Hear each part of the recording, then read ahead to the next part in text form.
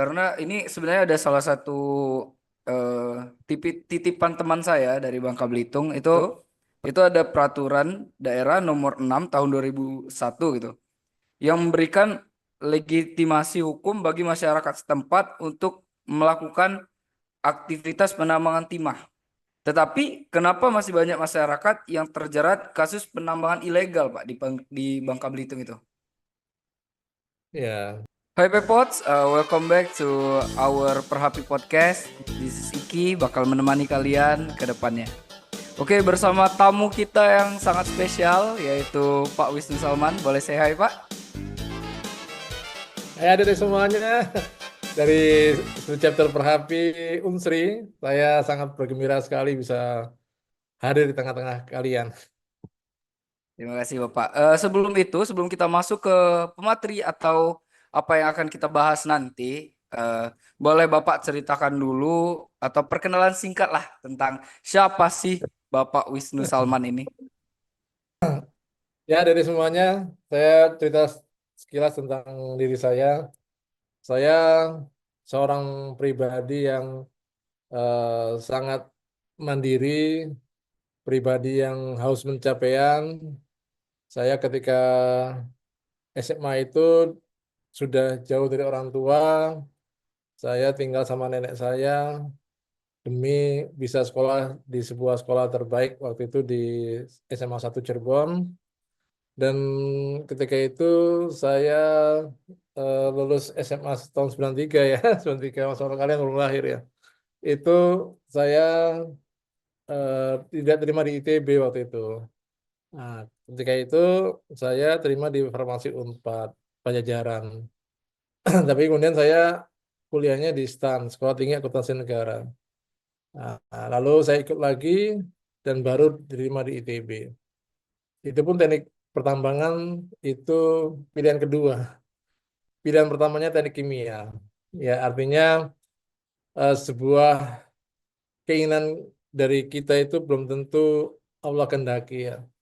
Mungkin Allah lebih tahu rezeki saya itu di pertambangan. Jadi saya eh, mencukupkan dengan bersyukur dengan apa yang Allah tentukan dengan pilihan di teknik pertambangan. Artinya kadang kita ini hidup tidak selalu seperti yang kita inginkan, tapi selalu ada suatu yang rahasia Allah yang kita tidak tahu gitu ya.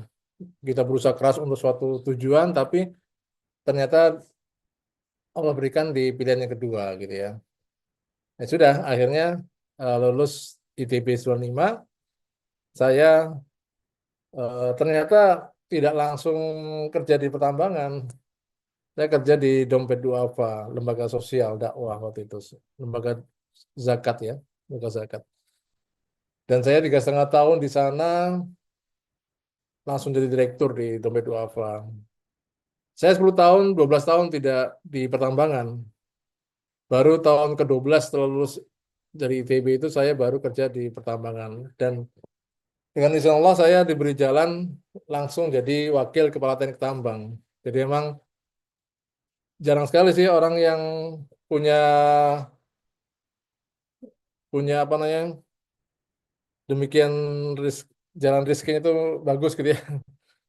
Jarang orang jadi wakil kepala teknik tambang itu jarang sekali. Biasanya jadi orang jadi staf biasa ya, junior, engineer. Saya langsung jadi WKTT. Nah, kemudian 1 tahun jadi WKTT, saya menjadi kepala teknik tambang. Memang eh, wakil kepala teknik tambang dan KTT saya itu bukan di tambang batu bara atau nikel atau yang lainnya, tapi di tambang pasir dan batu andesit gitu ya. Bahkan saya menjadi KTT tambang pasir di Gunung Galunggung, Tasikmalaya, Jawa Barat.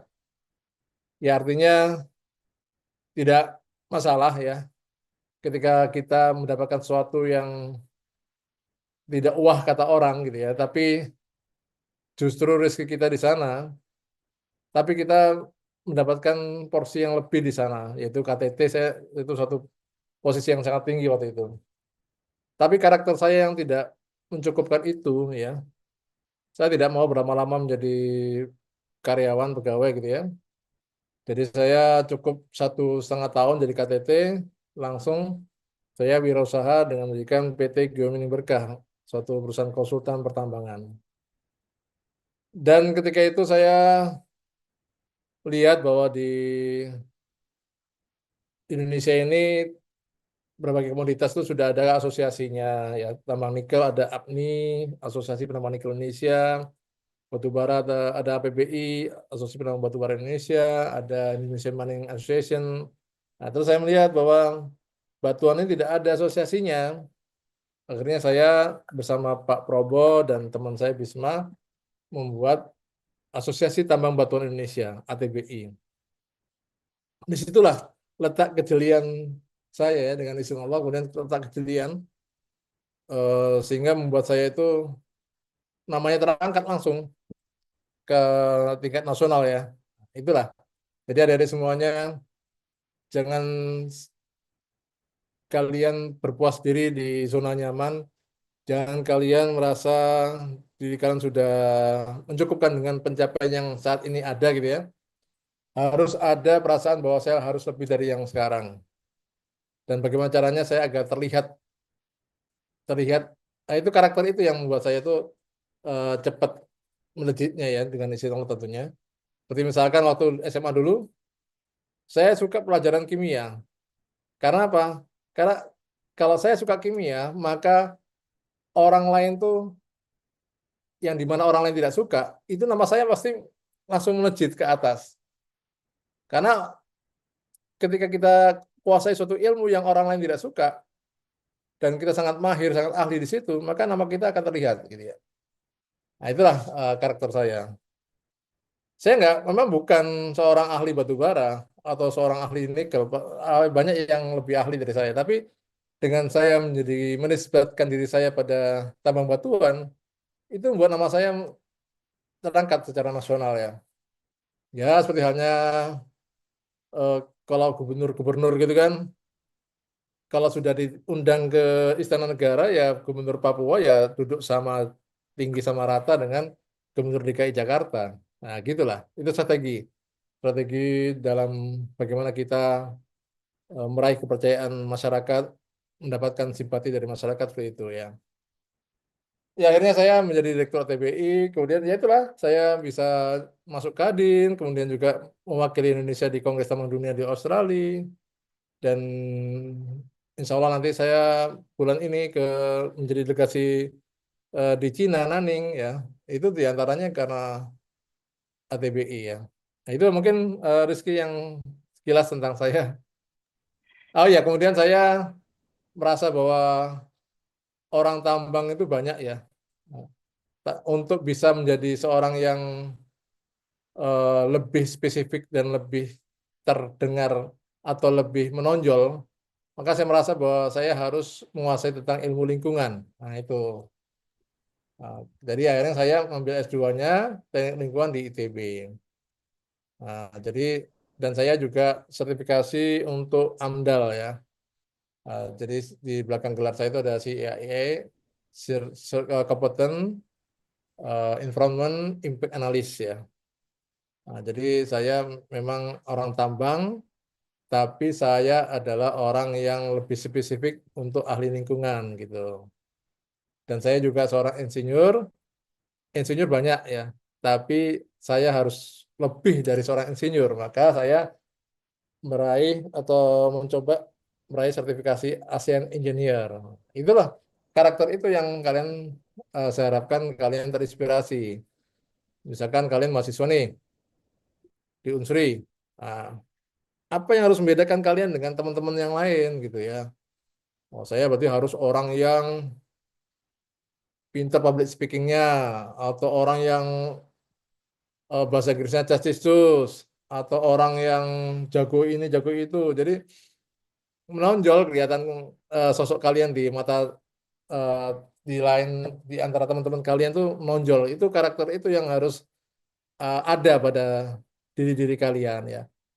Jadi kalian harus menentukan apa yang buat saya nilai plus apa yang saya punyai yang saya bisa terlihat ke atas gitu ya. Nah, jadi silakan kalian menentukan diri kalian. Gitu Rizky. Ya, oh, baik Pak, baik Pak, baik Pak. Ini perjalanan yang sebenarnya sangat menarik nih Pak ya dari seorang Pak Wisnu Salman. Ini ternyata fun fact-nya Pak Wisnu itu pilihan pertamanya malah teknik kimia ya Pak ya. Ya, pendukungnya. Dan Jadi saya eh, waktu waktu pertama kali ikut UMPTN atau dulu namanya, kalau sekarang namanya SBMPTN itu, saya teknik kimia ITB, keduanya farmasi Unpad. Nah, terus nyoba lagi, terimanya farmasi Unpad. Terus kemudian nyoba lagi teknik kimia ITB lagi, tapi keduanya teknik pertambangan ITB, dua-duanya ITB. Terimanya di teknik pertambangan. Ya sudahlah, itu memang rezeki saya di situ. iya, iya, iya. Begitu rezeki. Jadi harus harus kita percaya bahwa itu adalah mungkin rezeki kita di situ. Jalannya lah Pak ya, jalannya kita Jalan hidup kita itu. udah di sana. Terus tadi Bapak cerita ternyata Bapak expert di bidang lingkungan ya Pak ya. Ya. Karena seperti yang kita semua tahu lah ya, para miners-miners di luar sana sebenarnya isu tentang lingkungan dan pertambangan itu adalah isu yang hangat gitu. Pasti di stigma masyarakat, pasti kalau ada pertambangan yang mau dibuka di sana, pasti lingkungan mereka akan tercemar gitu Pak ya. Nah, Ya, menurut Bapak sendiri gitu Pak, sebenarnya antara lingkungan dan pertambangan itu sebenarnya saling berhubungan nggak sih Pak? ya. Untuk bidang pertambangan itu tidak tidak mau harus memperhatikan dampak lingkungan yang ada pada sekitarnya ya. Dan kita harus punya tanggung jawab moral bahwa apa yang kita lakukan di dunia ini memang memberikan manfaat pada orang-orang sekitar ya. Itu maksudnya adalah terlepas dari regulasi yang ada di pemerintah kita ya. Jadi mau ada peraturan menteri atau kepres apapun, perpres apapun yang mengatur tentang masalah pertambangan dan lingkungan, tapi pribadi kita, agama kita itu memastikan bahwa tidak boleh memberikan suatu mudarat pada sekitar kita, lingkungan kita. Ya, apalagi di negara kita ada regulasi banyak yang mengatur tentang lingkungan pertambangan. Jadi kalau orang mendirikan tambang sudah pasti harus memiliki persetujuan lingkungan tambang. Jadi kalau misalkan ada dua form persetujuan lingkungan, ada yang melalui UKLPL, upaya kelola lingkungan, upaya pemantauan lingkungan, ada yang melalui AMDAL, ya bedanya kalau AMDAL itu yang luasannya lebih dari 200 hektar dan produksinya lebih dari 500.000 ton per tahun. Kemudian itu juga harus ada persetujuan. Di dalamnya banyak tahapan-tahapan rincian teknis limbah B3, ada masalah kajian teknis, kajian emisi udara, ada kaitan dengan eh, persetujuan teknis kajian tentang limbah cair. Itu semuanya harus ada persetujuannya. Memang demikian rumitnya persetujuan lingkungan di negara kita ini. Banyak orang yang mengeluh demikian panjang mengurus persetujuan lingkungan yang ada di negara kita. Harus ada persetujuan emisi udaranya, limbah cairnya, limbah P3-nya, kemudian harus ada persetujuan tentang masalah apa namanya RKL RPL tentang masalah lingkungan dampak sosialnya. Jadi ada beberapa tahapan itu. Maka itu membuat perizinan tambang Indonesia itu baru lingkungan tok ya, belum yang masalah lainnya FS, belum masalah lainnya.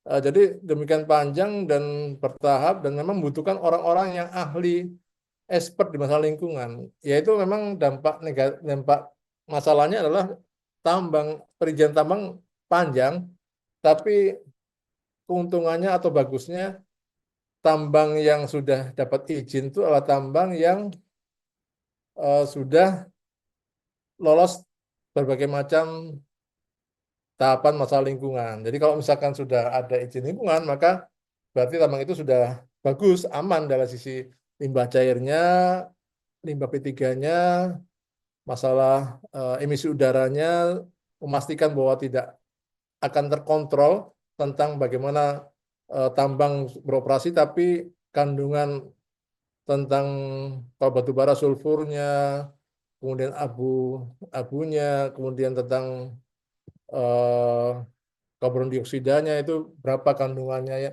Dan kemudian Indonesia punya parameter yang diperbolehkan kandungan-kandungan yang di udara, gas yang di udara, kemudian juga di air, berapa kandungan yang diperbolehkan untuk kandungan logam beratnya dan lain-lainnya itu diatur di aturan masalah eh, di KLH, Kementerian Lingkungan Hidup itu ada aturannya. Dan memang jadi rumit, tapi aman jadinya. Akhirnya orang-orang yang tidak sabar untuk mengurus perizinan lingkungan itu akhirnya menjadi tambang ilegal itu menjadi jalan pintas buat banyak orang, banyak pelaku usaha untuk bisa berusaha tanpa melalui persetujuan lingkungan. Gitu Rizky. Oh, gitu ya, Pak. Ini ya, Pak. Bahas tambang ilegal sedikit, Pak. Nah, dengan Iya, adanya tambang ilegal di Indonesia ini, Pak, itu kan juga menyebabkan rusaknya lingkungan karena tidak ibaratnya tidak mengikuti SOP lah ya dengan tambang legalnya gitu. Nah, apakah dampak yang terjadi dari tambang ilegal itu akan sama, Pak, dampaknya dengan tambang legal? ya. Kalau tambang ilegal, tentunya itu tambang tidak mengikuti aturan yang ada di pemerintahan kita tentang masalah perizinan berusaha. Ya, artinya dia tidak ada persetujuan lingkungannya, tidak ada persetujuan dari SDM kaitan dengan masalah studi kelayakan, reklamasi, pasar tambang, tidak ada aturannya mereka. Ya, sehingga yang terjadi adalah seenaknya saja. Mereka tidak punya panduan atau tidak punya aturan SOP tentang masalah bagaimana dampak lingkungan yang terjadi ketika mereka menambang ya.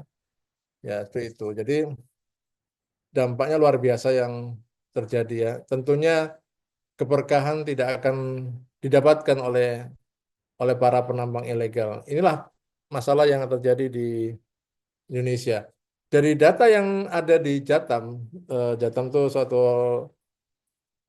lembaga eh, yang lembaga masyarakat yang fokus pada tentang masalah lingkungan itu banyak ada lubang bukaan yang ada di daerah Indonesia itu ada sekitar 2.500 lubang yang tidak terurus gitu ya, yang terbiarkan terbuka gitu ya.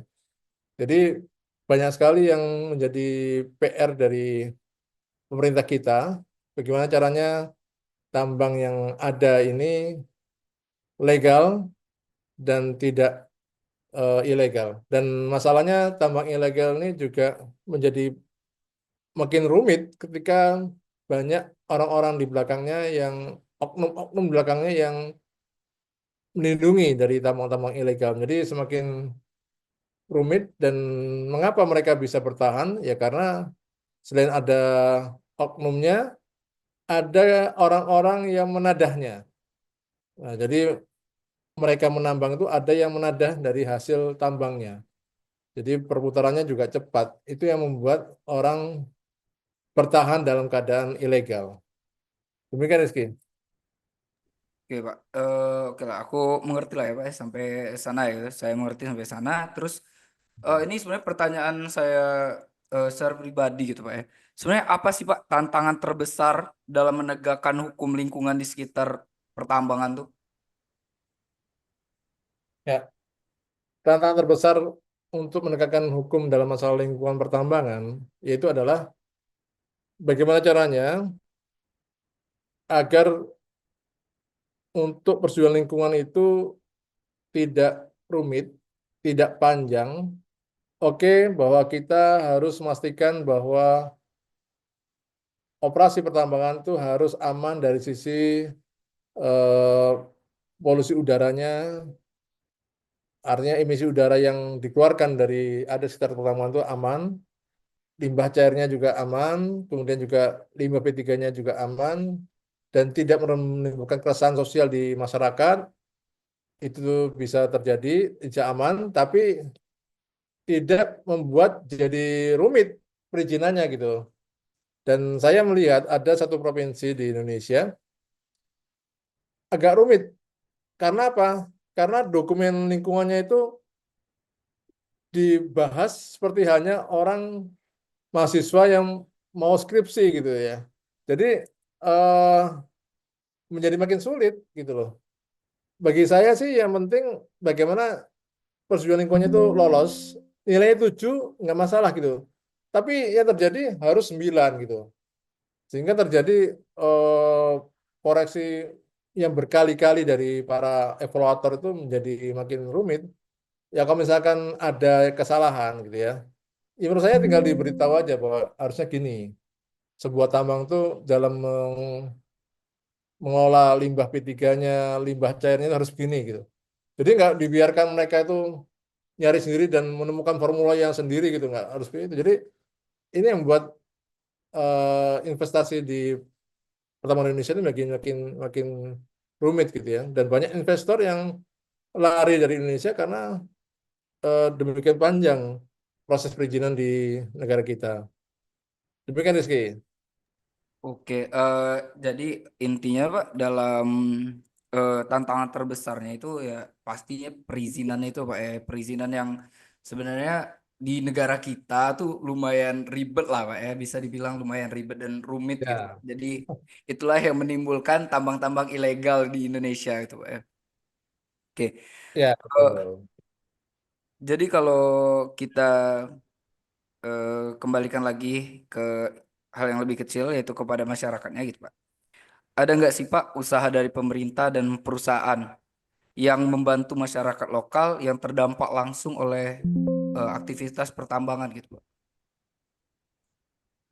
Ya, jadi pemerintah kita ini eh, dalam regulasi perizinannya itu sudah banyak mengatur ya bagaimana ketika sebuah tambang itu didirikan itu harus memenuhi eh, tentang kegiatan pasca tambangnya. Jadi tambangnya kalau sudah selesai itu mau jadi apa dan pastikan jangan sampai pelaku usaha itu meninggalkan tambangnya itu dalam keadaan tidak terurus sehingga menjadi masalah lingkungan yang terjadi di daerah itu gitu ya. Banyak lubang-lubang bukaan yang kemudian dipenuhi oleh air yang menjadi danau-danau besar yang tidak terurus gitu ya. Padahal dulunya itu adalah hutan gitu ya. Kemudian juga sebuah tambang itu harus mempunyai persetujuan rencana induk pengembangan pemberdayaan masyarakat. Jadi dokumen itu, RPPM itu mengatur bagaimana caranya agar tambang itu melihat potensi yang ada di daerah itu. Misalkan di sana ada potensi tentang ternak kambing, ternak bebek, atau budidaya udang, budidaya eh, bakau, atau budidaya apa namanya rumput laut, ya. Kemudian itu harus ada penyertaan atau bantuan dari pelaku usaha untuk bisa menghidupkan usaha-usaha kecil yang ada di sekitar tambang. Kemudian para pelaku usaha juga harus memastikan bahwa untuk sektor kesehatan mereka harus memetakan ada berapa puskesmas yang ada di sana, apa yang bisa diberikan kontribusi usaha tambang untuk bisa makin menyehatkan lingkungan sekitarnya. Kemudian berapa sekolah yang ada di sini di sana. Misalkan eh, tidak ada sekolah, maka kewajiban sosial buat masyarakat pelaku usaha untuk mendirikan sekolah di sana. Jadi hal-hal seperti itu oleh pemerintah itu diatur gitu, Eh, sehingga masyarakat setempat itu merasakan dampak manfaat yang besar dengan adanya pelaku kegiatan tambang itu. Jangan sampai tambangnya di Kendari gitu ya, atau di Morowali, tapi yang kayanya orang Jakarta gitu ya, atau orang di luar Morowali gitu ya. Justru orang Morowalinya itu malah sengsara.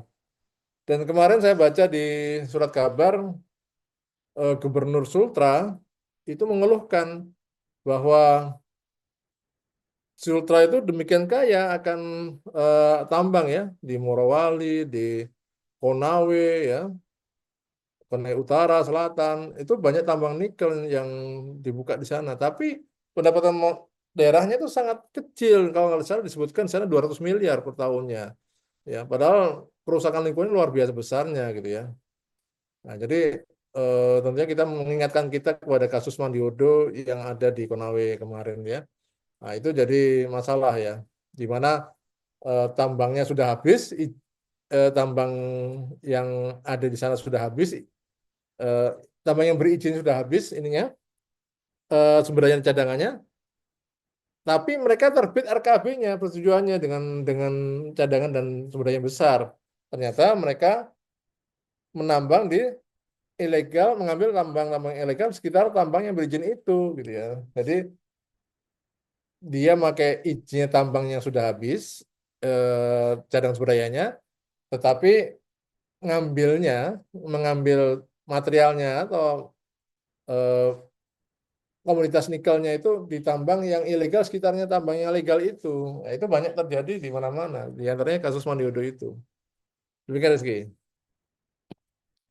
Oke, baik Pak. Berarti ada usaha lah ya Pak ya dari pemerintah dan para pengusaha untuk masyarakat di sekitar pertambangan itulah Pak ya. Oke, ini kita mau Ya, next ke pembahasan nih Pak. Nah, sekarang kan lagi trennya itu kayak mobil listrik, panel surya. Ya, sekarang dunia mau transisi ke energi bersih lah ya Pak ya. Transisi ke energi bersih. Tapi menurut saya nih justru memicu eksploitasi tambang mineral baru Pak. Kayak nikel, lithium.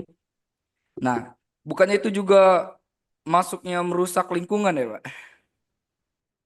iya.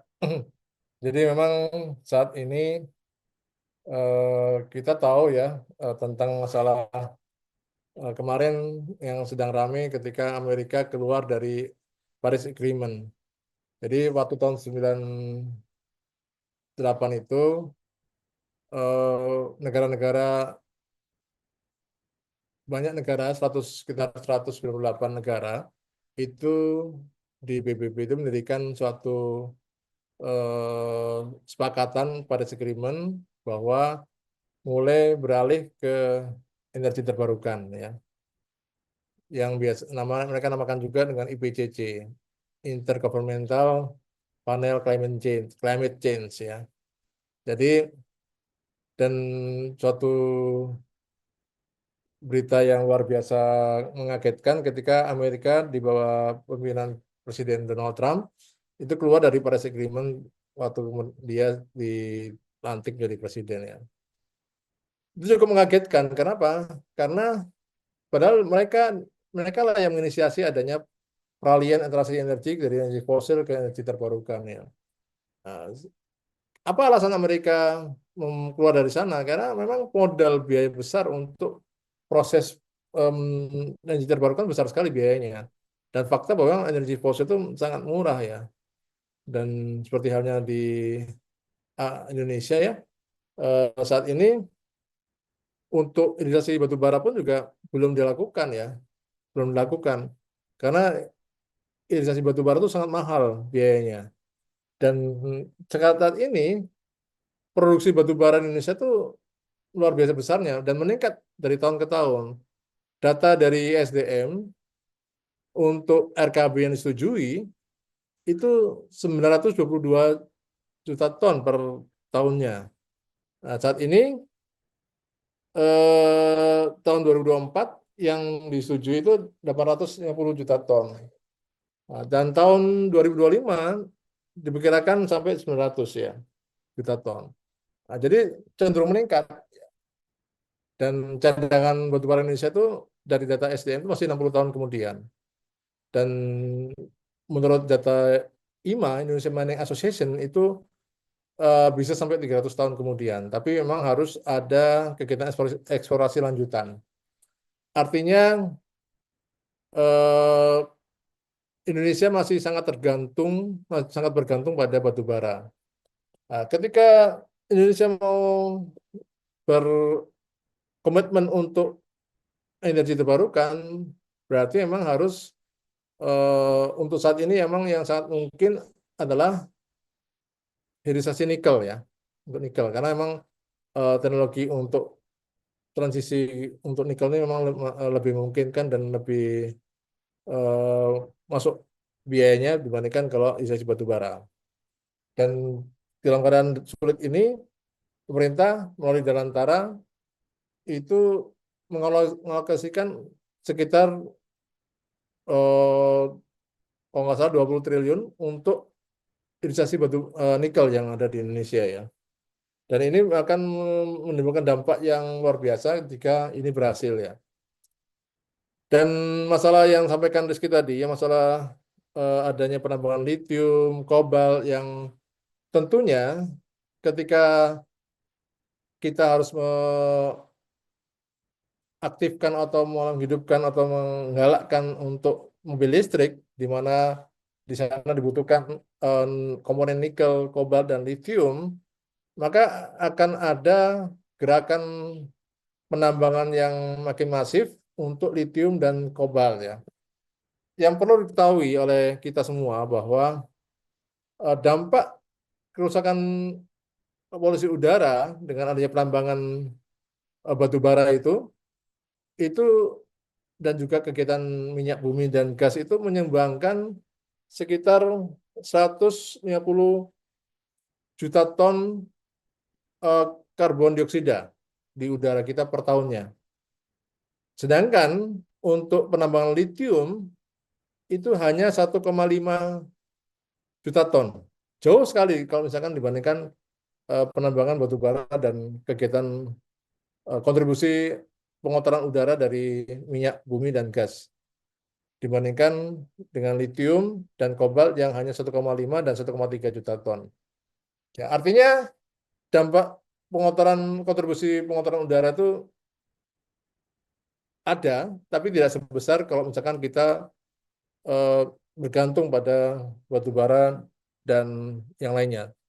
Tetapi tentunya itu menjadi suatu yang bukan berarti Indonesia, pemerintah kita tuh eh, tidak fokus pada pengendalian dampak lingkungan. Tetap bahwa kita harus, memang kita mengajarkan orang beralih ke mobil listrik ya. Dimana kalau misalkan di Jakarta kan kalau mobil listrik itu eh, tidak ada ganjil genap ya. Kalau misalkan mobil BBM itu yang bahan bakar minyak itu harus ada ganjil genap di Jakarta. Tapi kalau mobil listrik itu tidak ya. Tapi tetap saja bahwa memang jangan kemudian kita jadi eh, membolehkan mobil listrik atau artinya mobil-mobil itu harus tidak bergantung. Seperti halnya kita aktifkan pemerintah untuk beralih ke transportasi massal, ya. Nah, itu salah satu strategi pemerintah agar mengurangi dampak pencemaran lingkungan, ya. Semakin banyak kendaraan massal yang beroperasi dengan baik, sehingga masyarakat beralih ke kendaraan massal, seperti halnya LRT, MRT, kemudian juga banyak mobil-mobil yang shuttle yang mengantarkan para karyawan atau para pekerja di Jakarta dari titik ke satu titik dengan mudahnya, itu orang akan berpikir ulang untuk naik mobil lagi, walaupun mobil listrik. Jadi memang strateginya kita jangan jangan lagi pemerintah harus membuat strategi untuk mengalihkan tidak hanya transisi energi mobil dari bahan bakar fosil ke energi terbarukan, juga harus ada strategi untuk tidak bergantung, yaitu dengan cara ya misalkan tadi transportasi massal ya, itu harus ada gerakan ke situ. Demikian Rizky. Oke, Pak. Sebenarnya berarti transisi energi hijau ini sebenarnya masih jauh lah, Pak, ya, perjalanan kita untuk transisi ke energi hijau. Nah, jadi Ya, Mas. bagaimana seharusnya tambang berkontribusi, Pak? Dan bukan malah merusak lebih jauh, gitu. Ya. untuk tambang yang beroperasi itu bisa eh, minimalisir dari dampak kerusakan dampak lingkungan yang ada, ya tadi saya sampaikan bahwa eh, dia harus selain memperoleh persetujuan lingkungan yang diberlaku di negara kita untuk masalah eh, kaedah-kaedah lingkungan, juga harus ada kewajiban untuk audit lingkungan. Audit lingkungan itu kalau di KLH itu ada kewajiban untuk pelaporan per 3 bulan sekali. Dia harus melaporkan tentang emisi udaranya, kemudian juga kebisingannya, juga tentang masalah limbah cairnya, dan juga tentang limbah P3-nya, apakah dia dibuang oleh pihak ketiga, dikelola oleh pihak ketiga atau mereka sendiri. Itu eh, menjadi tanggung jawab dari perusahaan. Dan selain itu, semua perusahaan tambang itu harus mulai berpikir untuk tidak hanya memperhatikan regulasi lingkungan yang ada di pemerintah kita, tapi juga harus mendorong bagaimana caranya agar kegiatan-kegiatan yang seperti halnya reklamasi, ya, penghijauan dari lokasi tambangnya itu juga harus dilakukan. Ya, misalkan seorang sebuah tambang, misalkan tahun pertama di blok satu, kemudian tahun kedua di blok 2. Nah, pada tahun kedua itu blok satunya itu harus dihijaukan lagi. Kalau dia mau pasca tambangnya dengan corona awalnya penghijauan. Sehingga dia ketika sudah di akhir periode tambangnya itu sudah hijau semua tuh. Tambangnya sudah ditambang itu. Yang terjadi adalah banyak tambang yang baru mulai melakukan penghijauan reklamasi ketika tambangnya sudah mau habis izinnya. Nah, itu baru, sedangkan mereka sudah menambang sekian hektar, beratus-ratus hektar. Sangat berat bagi perusahaan untuk bisa mereklamasi itu. Dan banyak kasus juga beberapa provinsi itu malah tidak ada perusahaan yang menyediakan dana reklamasi atau pasca tambangnya. Nah, jadi mereka itu belum membayarkan jaminan reklamasinya dan pasca tambangnya. Nah, terutama tambang-tambang yang dia itu terbitnya dari zaman ketika zaman Bupati ya. Jadi tahun dulu itu sebelum izinnya keluar dari Minerba SDM itu izinnya itu dari Bupati, ya, batubara itu di Bupati itu pada waktu itu banyak aturan yang dilewati di sana, ya, kaitan dengan masalah kewajiban CPA juga tidak ada, ya, Kementerian Pertanian Indonesia juga tidak ada, masalah kewajiban untuk jaminan reklamasi pasca tambang juga tidak ada, ya. Nah, jadi itu yang menjadi PR besar buat Kementerian SDM, ya. Demikian Rizky. Ya, ya, ya. Jadi sebenarnya Pak ya, apakah keuntungan ekonomi dari ekspor hasil tambang itu sebanding Pak dengan kerugian ekologi jangka panjang yang dialami di Indonesia ini Pak? Ya, kalau dari kita bicara tentang masalah lingkungan ya, kalau kita menambang, tentunya harapannya adalah materi yang luar biasa yang didapatkan dari hasil penambangan ya. Semestinya ketika sebuah perusahaan tambang dibuka, itu daerah sekitarnya sangat kaya raya maksudnya, dan sangat makmur ya yang terjadi. Dan tapi faktanya kan tidak seperti itu. Nah, kemudian masalah kerusakan lingkungan pun juga banyak yang menjadi masalah ya. Ketika banyak perusahaan yang tidak tertib dalam masalah pengelolaan lingkungannya, ya, sehingga yang terjadi adalah kerusakan lingkungan yang luar biasa terjadi. Maka itu di Jawa Barat khususnya yang saat ini sedang ramai ya dibahas tentang moratorium izin berusaha yang ada di Jawa Barat. Jadi semua izin usaha yang menggunakan kawasan hutan dan perkebunan dan daerah-daerah uh, yang sudah diagendakan atau dialokasikan untuk pangan ya untuk sawah ya itu tidak boleh digunakan untuk kegiatan usaha. apalagi pertambangan. Saat ini terus terang di Jawa Barat ini sedang gelisah. Bagaimana banyak tambang, ya tidak hanya yang baru ya. Tambang yang sudah berjalan pun ketika mau perpanjangan, itu terhenti. Karena masalah PKPR penilaian. Ya. Jadi memang luar biasa dampaknya dan memang harus dipahami bahwa kebijakan itu terjadi karena keprihatinan dari Gubernur Jawa Barat, Kang Deddy Mulyadi, tentang masalah kerusakan lingkungan yang terjadi akibat perizinan berusaha. Dan keuntungan yang didapatkan dari hasil usaha yang didapatkan dari pertambangan itu tidak seberapa besarnya dibandingkan kerusakan lingkungan yang terjadi. Ya. Dan seperti halnya tadi Gubernur Sultar tadi sampaikan ya, banyak tambang yang buka di daerah Kendari, Morowali, Konawe, tapi pemasukan buat daerah pun sedikit, apalagi kerusakan lingkungannya luar biasa. Maka yang terjadi adalah pemerintah jadi mempersulit, atau mempersulit ya, artinya demikian panjang tentang tahapan-tahapan untuk persetujuan perizinan dan lingkungan khususnya. Sehingga banyak yang tidak kuat dengan eh, perizinan di Taman Indonesia. Dan sayangnya banyak orang-orang oknum dan juga penada, kolektor yang menampung hasil-hasil tambang ilegal.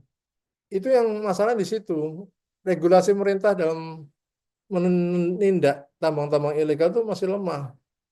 Dan saya memang mendengar bahwa Minerba mendirikan direktorat baru Gakum, penegakan hukum untuk tambang-tambang yang ilegal. Tapi saat ini direktorat Gakum itu masih belum bertindak, belum terbentuk secara benar gitu ya. Masih masih baru baru perencanaan gitu ya. Ya harusnya segera dibentuk dan ada tindak lanjutnya tentang tambang-tambang ilegal itu harus tindak gitu ya. Kalau tidak ditindak, maka yang terjadi akan makin masif kerusakan lingkungan yang ada di Indonesia. Jadi sudah benar bahwa perizinan lingkungan itu diperketat, tapi malah larinya ke ilegal. Nah, itu yang terjadi, Rizky, yang menjadi dilema di negara kita seperti ini. Oke. Sebenarnya saya tuh juga masih bingung sih Pak ya dengan eh, istilah tambang ilegal ini ya Pak. Karena ini sebenarnya ada salah satu eh, titipan teman saya dari Bangka Belitung itu pertanyaannya itu kan pada daerah Bangka Belitung itu ada peraturan daerah nomor 6 tahun 2001 gitu yang memberikan legitimasi hukum bagi masyarakat setempat untuk melakukan aktivitas penambangan timah. Tetapi kenapa masih banyak masyarakat yang terjerat kasus penambangan ilegal, Pak, di Bangka Belitung itu? Ya, jadi memang kalau kita bicara Bangka Belitung itu kan jadi ingat tentang kasus korupsi timah ya, yang kemarin merugikan negara sampai angka 300 triliun ya. Tapi 300 triliun itu 271 triliunnya itu eh, akibat kerusakan lingkungan. 271 triliun. Jadi yang 29 triliunnya itu non lingkungan, arti uang yang memang di yang dimakan oleh mereka ya, oleh banyak banyak pelaku, baik itu dari sisi pemerintahnya, dari swastanya, dari perantaranya ya. Banyak orang yang terlibat dalam kasus timah yang kemarin itu. Jadi kasus timah itu adalah tambang timahnya itu ada ya, dan dia ternyata cadangan sebenarnya itu tidak sebesar yang tertulis di dalam dokumen RKAB, dan mereka memasok timah-timah yang ada di tambang-tambang ilegal, timah yang ada di sekitar tambang legalnya gitu ya. Seperti yang kasus di Madiodo tadi. Kalau di Madiodo kan nikel. Nah, kalau di timah ini Bangka Belitung itu timah. Jadi misalkan sumber cadangan tambang nikel itu cuma 10 misalkan ya, tapi dia nambang sampai 20 misalkan. Karena apa? Karena dia mengambil data atau sumber daya cadangan yang ada di tambang-tambang ilegal sekitarnya. Itulah yang terjadi. Sehingga kerusakan lingkungan akibat penambangan tambang ilegal di sekitar PT Timah yang legal itu menjadi kerusakan lingkungan yang kalau dinilai rupiahnya itu sampai kerugian negara sampai angka 271 triliun. Ya. Kenapa itu bisa terjadi? Ya karena banyak hal ya. Satu, banyak orang penada ya. Jadi kalau mereka itu tambang mereka menambang ilegal itu dengan cepat mereka mendapatkan uang dari hasil penambangannya. Karena ada orang yang menada dari hasil tambangnya itu. Kedua, ada permainan dengan pihak oknum pemerintahnya yang membuat dokumen RKB-nya ya. Nah, itu jadi masalah juga. Ya. Ada juga oknum aparat juga yang melindunginya ya. Nah, itu juga ya. Jadi banyak faktor di sana. Sehingga penegakan hukum yang terjadi itu lemah ya. Sehingga Bangka Belitung itu negara provinsi yang sangat kaya akan timah, tapi tidak begitu kaya provinsinya. Dan saat ini timah di Bangka Belitung itu sudah sangat menipis ya sebenarnya cadangannya. Jadi itu jadi masalah juga ketika mereka dalam keadaan yang sempat dikabarkan mereka terancam bangkrut bahkan. Ya, jadi itu menjadi kendala tantangan buat pemerintah bagaimana caranya tambang ilegal atau penegakan hukum yang ada di negara kita di sektor pertambangan itu bisa ditegakkan. Tidak hanya Bangka Belitung, dimanapun itu harus seperti itu. Ya, harus ada keinginan luar biasa untuk memberikan eh, negara kita tuh aman dari sisi eh, kepastian hukum untuk berizin berusaha yang aman dan juga mudah tapi juga aman gitu ya. Artinya ketika satu sisi perjuangan lingkungan jadi sulit, berizin berusaha sulit karena memang banyak hal yang harus dipenuhi, tapi juga harus dipastikan penegakan hukum yang ada juga tegak juga sehingga orang tidak berpikir ulang untuk ilegal. Itu yang terjadi di Bangka Belitung seperti itu. Iya. Jadi itu Ya, ya untuk teman-teman saya yang dari Bangka Belitung. Nah, ini sebenarnya pertanyaan terakhir, Pak. Nih, ya, sebenarnya ada gak sih, Pak, negara yang sukses mengelola pertambangan ramah lingkungan? Nah, menurut Bapak, Indonesia bisa nggak jadi kayak negara itu? ya. Jadi untuk negara-negara yang sukses dalam masalah pengelolaan lingkungan itu negara-negara seperti halnya negara Australia ya, itu terkenal dalam reklamasi pasca tambangnya. Untuk pasca tambangnya mereka cukup bagus ya. Eh, dan juga negara-negara seperti halnya daerah Swedia, Skotlandia, Inggris sekalipun ya. Dan di Inggris itu negara yang sumber daya cadangan batu baranya sudah hampir habis ya. Bahkan mereka sudah tidak ada aktivitas penambangan lagi batu baranya. Dan euforia penambangan batu bara di Inggris itu terjadi ketika tahun 1990-an. Itu mungkin seperti halnya Indonesia pada saat ini ya. Uh, Sekarang Inggris sudah tidak lagi melakukan kegiatan penambangan batu bara. Ya memang selain stok tambang batu bara juga udah menipis, juga selain itu juga eh, sudah ada transisi bahwa mereka menjadi negara maju yang sudah tidak lagi mengandalkan batu bara sebagai eh, sumber utama energinya. Ya, nah itulah potret negara yang sudah mencoba atau tidak bergantung lagi pada energi fosil. Ya. Dan Indonesia pun juga saat ini memang sangat sulit untuk beralih dari eh, bergantung pada fosil dan ke lainnya ya. Walaupun memang faktanya untuk batubara Indonesia itu memang tidak sepenuhnya dikonsumsi untuk dalam negeri. banyak tambang batu bara yang dijual untuk keluar ya, khususnya negara Cina ya. Negara Cina itu adalah negara yang eh, penyumbang atau penerima terbanyak batu bara dari Indonesia. Tapi tetap saja bahwa di negara kita perkembangannya dari tahun ke tahun makin banyak, makin meningkat produksi batu baranya. Nah, sehingga kita harus mencontoh bagaimana Inggris ketika itu tahun 1950-an ketika euforia itu makin ke sini eh, makin mendekati tahun 2000 dan 2000 awal itu sudah mulai mengaktifkan UMKM UMKM yang ada di sekitar di negara Inggris untuk eh, membantu atau suntik dana untuk usaha-usaha yang berkaitan dengan industri besi baja, kemudian juga kaitan dengan mobil listrik dan juga yang lainnya ya.